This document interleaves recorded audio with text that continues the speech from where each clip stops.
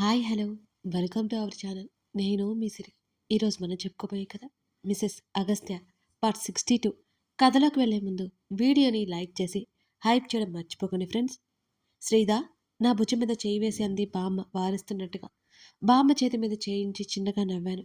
ఓయ్ ఆంటీ గారు, ఏమిటా పరధ్యానం అని నవ్వుతూ ఆంటీ ముఖం మీద చిటికలు వేసి పిలిచాను. నువ్వు అనేది నువ్వనేది నిజమా? మెరిసే కళ్ళతో అడిగింది ఆంటీ. అవునంటీ, చక్రవర్తి అంకుల్ ఆస్తుల విలువేంటో నీకు తెలుసు. క్రిష్ నాన్నగారి పెద్దగా ఆస్తులేమీ లేవు. ఆయనకిచ్చిన వాట కూడా ఆయన చేతకాక నిలబెట్టుకోలేకపోయారు. కానీ చక్రవర్తి అంకుల్ దాన్ని ఎన్నో రెట్లు ఎక్కువ చేశారు. మా అంకుల్ ఆస్తి క్రిష్ పేరు మీద రాస్తాం. దాంట్లో కొద్దో గొప్పో ఆయన ఒప్పుకుంటే తీసుకుంటాం. కానీ మా అత్తయ్య ఆస్తి ఏదైనా ఉంది అంటే అది మాకే చెందాలి. మా అత్తయ్య అంటే మా ఆయనకు ప్రాణం కాబట్టి జ్ఞాపకాలుగా భద్రపరుచుకుంటాం అంటున్న నా మాటికి జయంతి ఆంటీలో ఉత్సాహం ఒక్కసారిగా పెరిగిపోయింది. మా అన్నయ్య ఆస్తి మొత్తం ఇవ్వకపోయినా సగం ఇచ్చినా చాలు.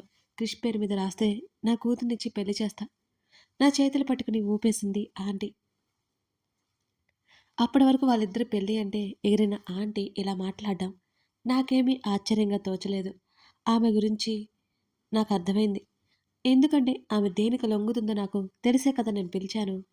అలాగే మీకు నచ్చినట్టుగా ఇచ్చేస్తాను. త్వరలో ముహూర్తాలు పెట్టించండి అని అన్నాను నేను. అలాగే పెట్టిస్తా. అప్పటి వరకు వాడి చేతగాని వాడని నా కూతుర్నివ్వలేదు. ఆస్తి పడైతే నేనెందుకివ్వను అని సంతోషంగా చెప్పింది ఆంటీ. నేను నవ్వుకొని ఆంటీని బయలుదేరమని చెప్పానిక. అప్పుడేనా భోజనం చేసి వెళ్తాను. చాలా మాట్లాడాలి.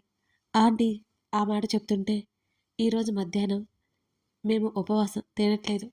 మీరు వెళ్ళొచ్చా ఆంటీ అని నవ్వుతూ అన్నాను. ఆస్తి వస్తుంది కదా, నా మాటల్ని పెద్దగా పట్టించుకున్నట్లే ఆమె వెళ్ళిపోయింది. శ్రీదా, నీకేమైనా మతిపోయిందా? బామ్మ నా మీద ఒక్కసారిగా కోప్పడింది. క్రిష్ అనికల పెళ్లి జరగాలి అంటే అలా చేయక తప్పదు బామ్మ. బామ్మ చేతులు పట్టుకుని సర్ది చెప్పాను నేను. కూర్చొని తింటే కొండలైనా తరుగుతాయంటారు కదా, అలాంటిది అంత సంపదని వదిలేసుకుంటావా? బామ్మ, నా మొగుడేం చేతగాని వాడు కాదు. అయినా మనకున్నది చాలదా బామ్మ? మీ మనవడి గురించి నీకు తెలుసు. ఎవరి దగ్గర నుంచి చిల్లి గవ్వ కూడా ఆశించడు. సొంతగా ఎదిగే కెపాసిటీ ఉంది. అలాంటిది నేనెందుకు భయపడాలి? ఇంకా గతి లేకపోతే మా డాడీ సాయం చేస్తారులే అని నేను అంటుంటే, నువ్వు ఎన్ని చెప్పినా సరే నాకైతే ఇష్టం లేదే నీ నిర్ణయం అని అంది బామ్మ. నేను నవ్వి ఊరుకున్నాను. బామ్మ బాధ అంటే నాకు తెలుసు కాబట్టి. ఆ రోజు అగస్త్య ఆలస్యంగా ఇంటికొచ్చాడు. బామ్మ అప్పటికే తినేసి గదిలోకి వెళ్ళిపోయింది. అగస్త్య రాగానే భోజనానికి కూర్చోమని చెప్పాను. బ్యాగ్ సోఫాలో పడేసి హ్యాండ్ వాష్ చేసుకువచ్చి అతను కూర్చున్నాడు. ఇద్దరం మౌనంగా భోజనాన్ని ముగించేశాం. గదిలోకి వెళ్ళగానే ల్యాప్టాప్ ఓపెన్ చేశాడు. మరో అరగంట తర్వాత స్నానానికి వెళ్ళిపోయాడు అగస్త్య. తనతో మాట్లాడడానికి ఎదురు చూస్తూ కూర్చున్నాను నేను. తను టవల్ హ్యాంగర్కి తగిలించి అలాగే వచ్చి బెడ్ మీద పడిపోయాడు. విశాలంగా కనబడుతున్న తన మీద వాలిపోవాలంటే కాస్త సంశయంగా అనిపిస్తోంది నాకు. మాట్లాడాలి నీతో. అలాగే కూర్చుని మోకాళ్ళ పైకి మడిచి వాటి మీద తల పెట్టుకొని తన వైపే చూస్తున్నాను నేను. ఏంటది నన్ను చూస్తూ అడిగాడు. నా మీద కోపం పోయిందా? విషయం ఏంటో చెప్పు. మనకు ఆస్తి ఎంత ఉంది అని అడిగాను నేను. ఈ ఇల్లు, ఒక కార్, ఒక బైక్, కొంత అమౌంట్ అని అన్నాడు తను. అంతేనా అని అడిగాను. ఏం సరిపోదా? తన ముఖంలో సన్నటి నవ్వు కనబడుతోంది నాకు. హలో మాస్టరు, నెలకి 50,000 జీతం. దాంట్లో 20,000 సేవింగ్స్ కింద దాచుకున్నాను. 20,000 మా డాడీకి ట్రీట్మెంట్ కోసం. మరో 10,000తో ఇల్లు గడిపించేశాను. 5,000 రెంటు, 5,000 నా ఖర్చులు. వాటిలో పెట్రోల్ ఖర్చు, క్యాబ్, ఆటో ఛార్జీలు, బస్ ఛార్జీలు, ఫుడ్. నేను అన్ని వేళ్ళు విడదీసి ముడుస్తూ లెక్కలు వేస్తుంటే షటప్ అన్నాడు తను. చూసావా, నాకేం డబ్బు మీద ఆశ లేదు. నువ్వెక్కడుంటే అక్కడే. నువ్వు కింద పడుకుంటే నేను కిందే. నువ్వేది తింటే నేను అదే అన్నాను కళ్ళు తిప్పుతూ. ఇప్పుడు సుత్తి గోలంతా ఏంటి? 2 చేతులు తల కింద పెట్టుకుని విసుగ్గా చూశాను నన్ను. నేను సీరియస్ మ్యాటర్ మాట్లాడుతున్నాను. సరే ఏంటో చెప్పు. అంకుల్ ఆస్తి ఉంది కదా అనగానే తన కనుబొమ్మలు ఒక్కసారిగా ముడిపడ్డాయి. ఆ పెద్ద మనిషి ఆస్తి నీకు ఇస్తానన్నాడా ఏంటి అని పళ్ళు బిగించి అరిచాడు అగస్త్య. చెప్పేది విను స్వామి అన్నాను నేను నెమ్మదిగా. తనేం మాట్లాడకుండా ముఖం తిప్పేసుకున్నాడు, నా మాటలు వినడం ఇష్టం లేనట్టుగా. ఉదయం జయంతి ఆంటీకి నాకు జరిగిన సంభాషణ అంతా పూసగుచ్చినట్టు కాదు కాదు, సూదిలో దారం ఎక్కించినంత విపులంగా వివరించి చెప్పాను. తను అసలు కొంచెం కూడా రియాక్ట్ కావలేదు. నీ ఆస్తిలో సగం ఇచ్చేయబోతున్నా, మొత్తం ఇవ్వాలి అనుకున్నా, కానీ మనకు కూడా కాస్త దాచుకోవాలి కదా అనిపించింది. నీకేం అభ్యంతరం లేదుగా? నా పేషెన్స్ని టెస్ట్ చేస్తూనే ఉంటావా నువ్వు అని అడిగాడు పళ్ళు నూరుతూ అగస్త్య. ఇప్పుడు నేనేం చేశాను? ముఖం చిన్నబుచ్చుకున్నట్టు మాట్లాడాను తనతో. లేకపోతే నీకు ముందే చెప్పాను, నా ఆస్తి ఏ పాటిదో దాన్ని ఏం చేయాలో అది చేయి, అంతేగాని వేరే ఎవరితో పట్టుకొని మాట్లాడతావు అని గయ్యమన్నాడు ఒక్కసారిగా. సరే సరే క్రిష్కి నేను ఇచ్చేస్తున్నా, మరి నువ్వు ఎవరు ఇవ్వడానికి కోపంగా అరిచాడు అగస్త్య. నేను మూతి తిప్పేసి పాక్కుంటూ తన హృదయం మీదకి వాలి తలపెట్టాను. సరే అయితే నీకు వాటితో సంబంధం లేదు అంతే కదా, కానీ నేను చెప్పిన విషయం గురించి ఏం ఆలోచిస్తున్నావు అని అడిగాను ఆదుర్దాగా. తను సమాధానం చెప్పకుండా కళ్ళు మూసుకున్నాడు. కళ్ళకి చేతిని అడ్డు పెట్టుకున్నాడు. తన మీద అటోకాలు ఇటోకాలు వేసి కూర్చున్నాను నేను. తను అసలు పట్టించుకోనట్టే ఉండిపోయాడు. 50 కేజీల బరువుని ఎలా మోస్తున్నాడబ్బా. కాస్త ముందుకు వంగి తన చేతిని తీసేశాను. తన కళ్ళు అలాగే మూసుకుపోయి ఉన్నాయి. తన నుదుటి మీద ముద్దు పెట్టుకున్నాను నేను. నీ గురించి తెలిసి కూడా నేను చాలా బాధ పెట్టాను. I'm really sorry. తన ఛాతీ మీద తల పెట్టుకుని కళ్ళు మూసుకున్నాను. తన మీదనే ఉండి. తన చేతులు నన్ను చుట్టుకోలేదు. కన్నీళ్లు తనకు తాకకుండా తుడుచుకున్నాను నేను. మెల్లిగా నిద్రలోకి జారుకున్నాను. అలాగే మధ్యరాత్రి మెలకువ వచ్చేసరికి తన కౌగిలిలో ఒదిగిపోయి తన భుజం మీద తల పెట్టుకుని ఉంటాను నేను. తను గాఢ నిద్రలో ఉన్నాడు. గట్టిగా కౌగిలించుకొని పడుకున్నాను నేను. నాకు తెలుసు, నేను నిద్రపోయాక నేను ఖచ్చితంగా నన్ను తన దగ్గరికి తీసుకుని ఉంటాడని. తన కోపం అంత ఈజీగా పోదులే, కానీ ఇది మా మధ్య ఎక్కడ దూరాన్ని తెచ్చిపెడుతుందో అని నాకు బాగా భయంగా ఉంది. తన వ్యక్తిత్వాన్ని తప్పుపడితే తను అస్సలు ఒప్పుకోడు, సహించడు. నా మీద చాలా కోపంగా ఉన్నాడు. ఆ మరుసటి రోజు సంతోషంగా నా దగ్గరికి వచ్చారు క్రిష్ ఇంకా అనికలిద్దరు.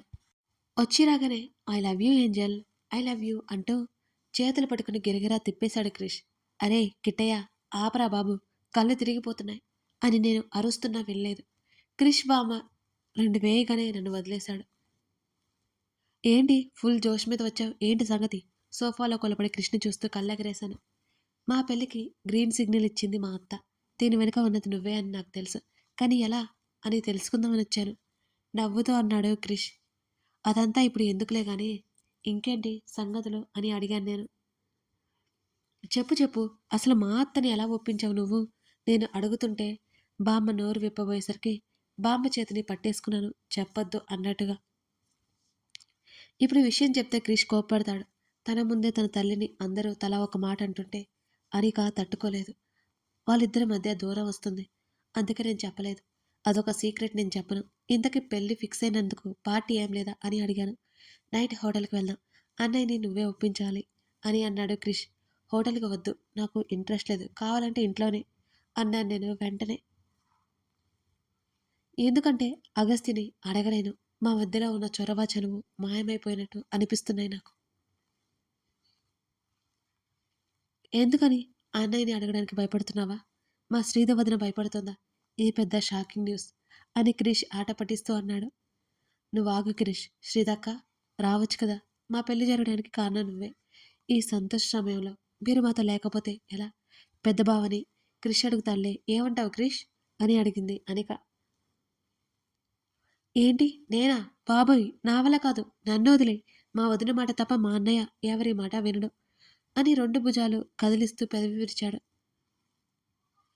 చేసిన ఓ రక్షించాలే కానీ నాకు కూడా ఇంట్రెస్ట్ లేదు. ఇక ఆ టాపిక్ వదిలేయండి. ఇవాళ మధ్యాహ్నం ఆంటీ బిర్యానీ చేస్తుంది, సూపర్గా వంటలు చేస్తుంది, మీకు ఖచ్చితంగా నచ్చుతుంది, ఏమంటారు అని ఉత్సాహంగా అడిగాను నేను. ఇద్దరు ముఖముఖాలు చూసుకుని ఏదో సైగలు చేసుకుని నా వైపు చూసి అలాగే అన్నట్టు తల ఊపారు. మేమలా నవ్వుతూ మాట్లాడుకుంటున్నా బామ్మ ఎందుకో ముభావంగా ఉంది. సంతోషంగా లేదసలు. అది ఎందుకో నాకు తెలుసు. కదిలిస్తే క్రిష్ వాళ్ళ ముందు బయటపడుతుందని నేను కూడా ఇంకేం మాట్లాడలేదు ఆ విషయాల గురించి బామ్మతో. వాళ్ళ మధ్యాహ్నం భోజనం చేసి వెళ్ళిపోయారు అక్కడి నుంచి. ఎందుకలా ఉన్నావు బామ్మ అని అడిగితే సాహసం చేయలేదు నేను. చేయలేకపోయాను. బామ్మ మంచం మీద వాలిపోయింది. మెల్లిగా బామ్మ కాళ్ళు నొక్కుతుంటే శ్రీదా అని పిలిచింది. చెప్పు బామ్మ, నీ రుణం ఎలా తెచ్చుకోవాలి అని అనగానే ఆశ్చర్యంగా చూశాను నేను బామ్మ వైపు. ఏమైంది ముసలి, నీ మతేమైనా పోయిందా ఏంటి? ఏదేదో మాట్లాడతావు, కాసేపు రెస్ట్ తీసుకో, సెట్ అవుతావు అని నవ్వుతూ అన్నాను నేను. వద్దే, ఈ ప్రయత్నాలన్నీ మానే. నీకు వాడికి మధ్య దూరం రావడం అసలు తెలియదు అనుకుంటున్నావా? కళ్ళెత్తుకుంటూ అంది బామ్మ. ఇప్పుడు ఏమైందని ఈ ఏడుపు అని అడిగాను బామ్మ పక్కన కూర్చొని భుజాల చుట్టూ చేతులు వేసి. మీ ఇద్దరు సంతోషంగా ఉన్నారంటే నేను వచ్చిన రోజు మీ ముఖాల్లో కనిపించిన సంతోషం ఈ రోజు లేదు.